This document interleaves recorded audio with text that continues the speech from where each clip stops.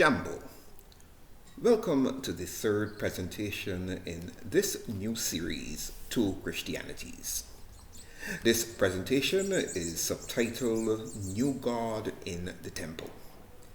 As usual, before I break new ground, I would like to do a brief review of the previous presentation.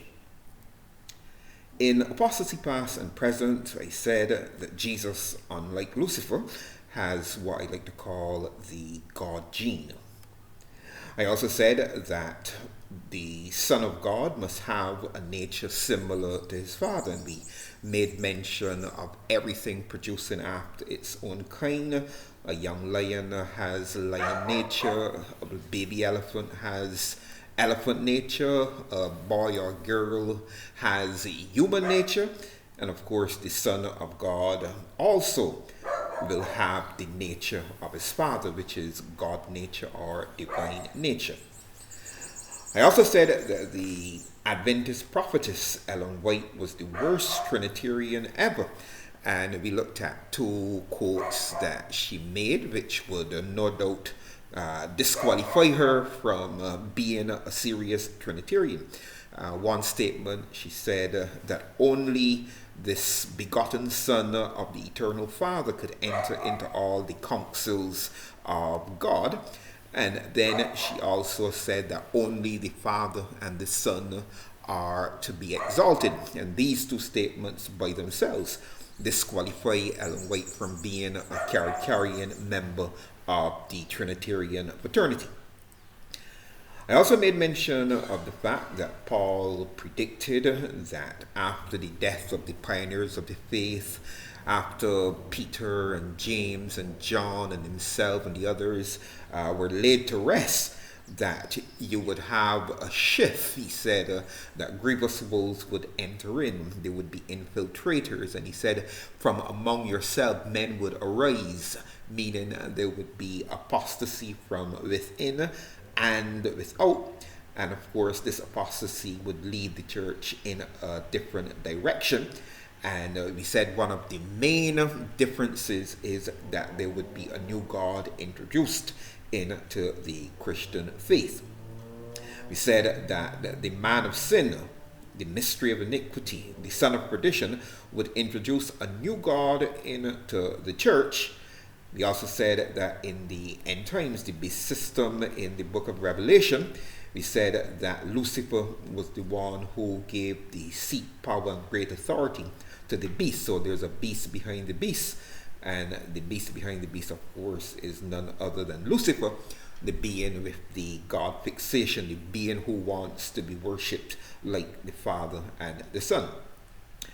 And then we close by posing again the central question that we are discussing in this entire series, and that is it possible that the Christian world, from the early apostasy that took place after the death of the apostles right down to our time, has been worshipping at the throne of Lucifer? I'm going to take a quick break. When I come back, we will dig a little deeper into this subject. So don't go away. I'll be right back.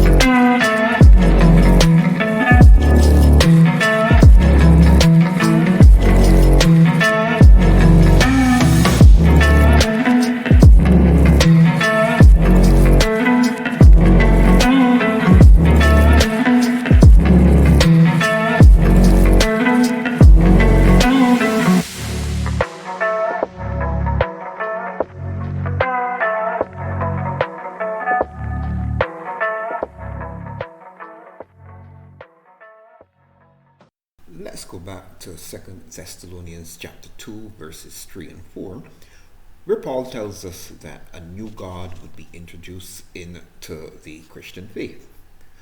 Paul said that the new God would sit in the temple of God and proclaim himself to be God. Now, who did we say was the being with the God fixation? That's right, Mr. Lucifer Morningstar himself. Let's examine the first few centuries of Christian church history and see if we can find any developments that opened the door for Lucifer to set up a third throne so that he could receive worship like the Father and his only begotten Son. Both Christianity and Islam are children of Judaism. All three faiths have a great deal in common and quite a bit of divergence as well. Perhaps the greatest difference between the three Abrahamic faiths is to be found in their God concept. Followers of Judaism and Islam are classical monotheists, that is, Jews and Muslims believe that their deity is one solitary being whose pronouns are he and him, not they and them. That, to me, is simple, reasonable, and comprehensible. Christianity, specifically the post-apostolic era, is what I like to call monotheism light. It just is not fully concentrated monotheism. As defined at the Council of Nicaea and Constantinople, God is a composite unity of three beings who together make up the one God of the Christian faith. God in Orthodox Christianity is therefore a what, not a who. The pronouns of the God of Orthodox Christianity are they and them. Now, God as a what destroys the personality of God as effectively as does spiritualism or pantheism. Now, in all fairness to the Orthodox Christian doctrine of God, early Christians perceived something that their Jewish forebears did not. Christians perceived that there was a dialogue going on between the eternal Father and someone else in the Old Testament. For example, when at creation the eternal Father, the sovereign of the universe, said, "Let us make man," he clearly was speaking to someone who shared his capacity to create or to shape matter. The New Testament goes on to make it very clear that the Son is the one who assisted the Father. Early Christians rightly deduced that there were two beings who shared the divine nature, namely the eternal Father and his only begotten Son, who also incarnated into the world as baby Yehoshua or Jesus.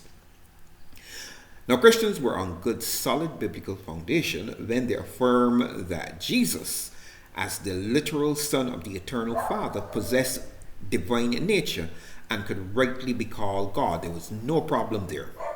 Unfortunately, the early Christians did not stop there. Like Columbus, who set out on a westward course to arrive in the East, but finally found something completely new and different in the process. Early Christian theologians started out with a biblical concept, but ended up with something new and totally different.